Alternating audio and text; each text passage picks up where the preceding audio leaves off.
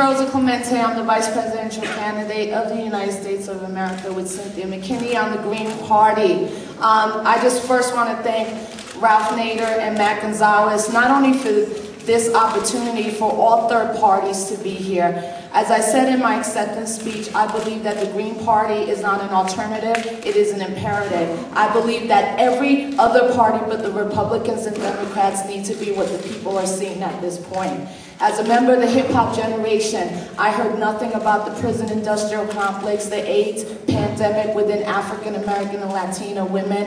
As a Puerto Rican, I see neither candidate but the third parties, particularly Ralph Nader and Cynthia McKinney, talking about that maybe the 2.1 million Puerto Ricans who are American citizens who live on the island of Puerto Rico might want to be allowed to vote, since that is actually the biggest disenfranchisement that takes place every 4 years. I want an end to the death penalty. We want a stop of all the wars. These are the issues that the people of America are talking about. These are the issues that the conversations are happening.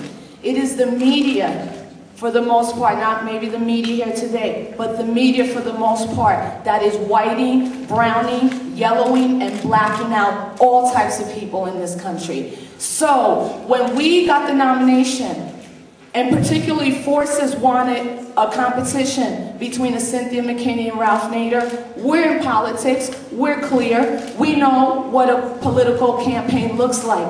But when Mr. Nader and Mr. Gonzalez congratulated us and Ralph Nader said, we are not in competition with the Green Party in this sense. We are in competition with the two parties that no longer represent the interests of the majority of the American people. As someone that is following the youth vote, let me make it very clear.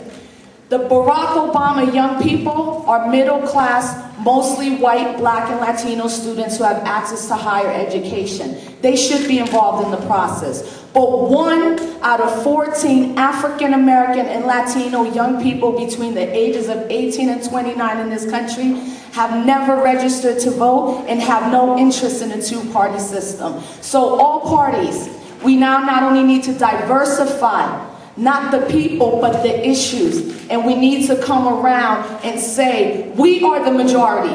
The people at the Pepsi Center and in Minneapolis are the minority elite of this country. We will come together as third parties to make sure not only that we have ballot access in every state, that a real debate happens. And the question to Senator Obama and Senator McCain is, what are you afraid of?